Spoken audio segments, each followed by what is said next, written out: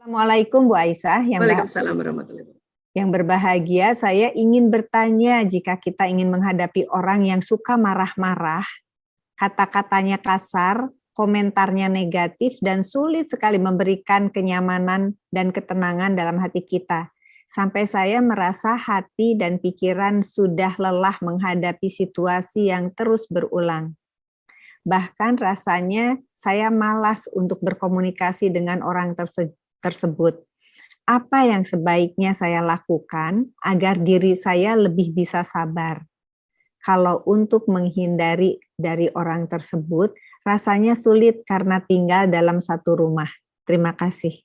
Biasanya mas suami ini yang susah. Ya. Ya. Baik. Ya. Menghadapi orang marah. Ya. Terus terang, kalau orang itu adalah anak yang masih satu rumah, atau suami, jelas banget itu, sudah satu rumah, satu kamar, satu tempat tidur. Atau misalnya ya, mungkin ipar yang satu rumah. Karena ini kan tadi tidak dijelaskan detail, tapi saya buka untuk secara umumnya ya. Atau mertua kah, atau orang tua yang satu rumah ya. Walau alam siapa orangnya ini. Memang kita ya sulit mengambil waktu untuk merilis ya emosi-emosi ini supaya naik ke atas. Ya, nah, tapi sekali lagi ya kita ini Allah kasih waktu pada saat kita sholat. Pada saat kita sholat, bayangkan ya kalau kita ikutin yang fardunya sehari 5 kali nih. Ya. Ada waktu di dalam sela-sela kehidupan kita yang bersama dengan somebody ini, someone, sedang ya kita ada waktu yang sedang menyendiri. Di mihrab kita, di pojokan kita punya kamar misalnya, atau ada yang membuat musola khusus. Nah, pada saat itulah diberi kesempatan kita untuk memaafkan. Siapa yang dimaafkan? Satu, diri sendiri dulu. Kenapa memaafkan diri sendiri? Karena itu tadi ada kalimat bahwa saya terkadang antara hati pikiran telah lelah. Gitu ya. Itu saja kita harus minta maaf. Ya kok lelah, orang masih hidup kok lelah kan gitu ya. Makanya tapi kita terkadang kan lagi capek juga, makanya ya Allah saya mohon ampun ya Allah. Dan katakanlah ya Allah saya maafkan diriku ya Allah. Ini ada teknik namanya forgiveness therapy. Kalau di bahasa kita namanya muhasabah. Salah satu cabang dari muhasabah adalah forgiveness therapy. Untuk nafsi sendiri kan gitu. Ya Allah, saya maafkan diriku ya Allah. Kadang saya hadirkan diri kita gitu. Ya, saya sebut nama saya misalnya nih, sedang lelah karena kayaknya udah lagi capek banget ya. Ya, wahai Aisyah, saya maafkan dirimu.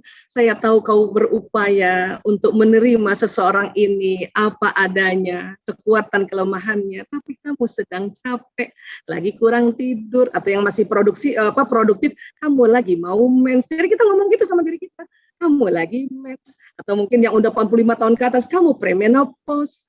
Misalnya. Diomongin. Jadi kita memaafkan diri kita dulu.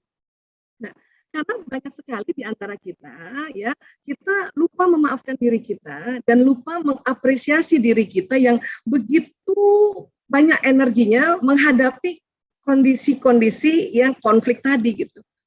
Jadi maafkan. Nah, barulah berikutnya adalah memaafkan somebody ini. Tekniknya macam-macam. Salah satunya tadi, ya. Kita mencoba untuk memikirkan perasaan dan merasakan pikiran. Tentu tuh tadi saking lelahnya itu kan yang kepikiran yang pasti yang bikin gak enak perasaannya terus kan ya.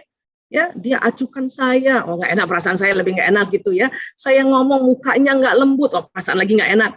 Kalau ini suami ya.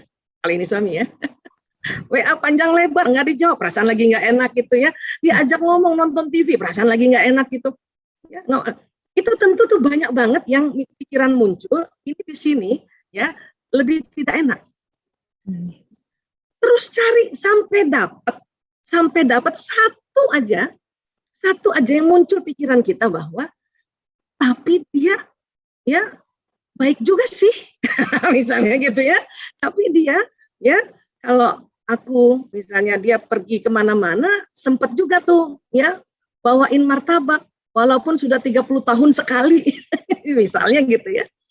Atau mungkin ya kita kan di sini memori ini kan banyak nih, munculin sampai dapat satu. Nah, satu peristiwa yang kita ingat di memori ini, kemudian membuat perasaan lebih enak, atau mungkin pelajaran bahwa suamimu jembatan surgamu, itu satu, itu kan agak lebih enak tuh. Di antara yang nggak enak, itulah pakai teknik tadi diamplifikasi. Ya, langsung habis sholat, apalagi habis sholat sudah rileks semuanya, tinggal tenang, ya Allah, ya begitu banyaknya penatnya hatiku, pikiranku terhadap suamiku ini karena bikin nggak enak terus. Tapi alhamdulillah ada satu ya Allah yang membuat agak enak. Nah itu ngomong sendiri dalam hati, naikkan sampai 10.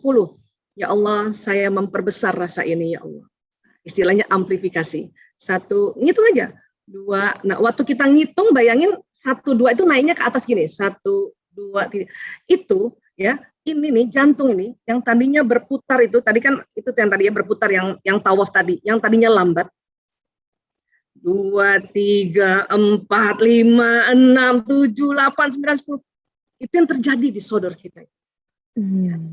Itu yang kencangnya luar biasa ya, langsung malah jadinya bersyukur. Sudah sampai 10 ya, amin ya Allah, hadirkan somebody itu orang yang di depan kita, baru kirimkan Al-Fatihah dan salawat. Baru tuh setelah Al-Fatihah, setelah salawat, sampaikan ya Allah, sampaikan salamku padanya. Aku berharap sih dia kalau aku ngomong, lihatlah mukaku sebarang sebentar, tak mengapalah. Ya Allah, saya berharap, itu sampaikan. Apakah terdengar oleh orang itu? Iya. Kenapa? Tadi kita sudah belajar bahwa apa yang kita pikirkan, apa yang kita rasa itu ada gelombangnya. Dan dia sampai ke orang tersebut. Menembus rintangan dinding, menembus rintangan waktu, menembus rintangan tempat, dan sebagainya. Bahkan menembus rintangan alam.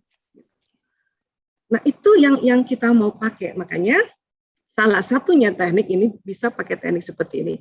Apalagi ini, kayak kasus-kasus kayak gini nih Bu Isya nih. Yang sudah lelah banget. Yang sudah mencoba beristighfar. Gitu ya. Nah, sekarang harus lurusin dulu nih. Karena banyak orang ngomongnya gini, saya kok udah istighfar, tapi kok belum saya ikhlas juga. Bu, udah syukur istighfar. Kalau nggak istighfar, lebih parah lagi tuh. Kan gitu, cara berpikir begitu. Maka pakailah teknik muhasabah ini dengan cara satu aja. Daripada yang tadi nggak enak, oh ada satu. Walaupun mungkin itu munculnya karena ilmu. Buktinya nggak enak bertahan 30 tahun. Maksudnya aku. 30 tahun ya, Bu ya. Ada sesuatu gitu kan yang memang kita harus cari, harus searching. Googling dia di otak kita itu, cari. Apa yang terjadi nanti? Ya Allah, Allah masukkan kita level ke mutmainnah, frekuensi kita naik ke pencerahan 700 sampai 1000. Dengan seperti itu vitalitas meningkat, imunitas meningkat, produktivitas meningkat, dan senyum tuh gampang banget. Jadi suami walaupun nggak senyum, kita langsung bilang, ayo udah makan. Padahal tadi susah banget karena nggak ada frekuensi. Lihat suami langsung gini. Terus boro-boro mau ngomong karena udah berat semuanya kan, udah berat. Biarin. Dan aja dicari makan sendiri. Gitu ya. Tapi tadi pada saat kita sudah naikkan frekuensi, masuk ke enlightenment yang 700 sampai 1000. Atau kan jangan itulah, masuk yang acceptance saja yang 350 Hz, ini senyum tuh gampang. Ya. Ya. Dipakai semua teknik itu ya. Untuk kadang frekuensi suka turun dikit. Nah, naikinnya lagi dengan nafas lagi. Ya. Makan. Yuk makan yuk, nanti aja. Itu karena frekuensi itu begini, tapi nggak terlalu merosot. Makanya semua kombinasi teknik kita pakai, ya salah satunya ya teknik ini tadi, memikirkan perasaan dan merasakan.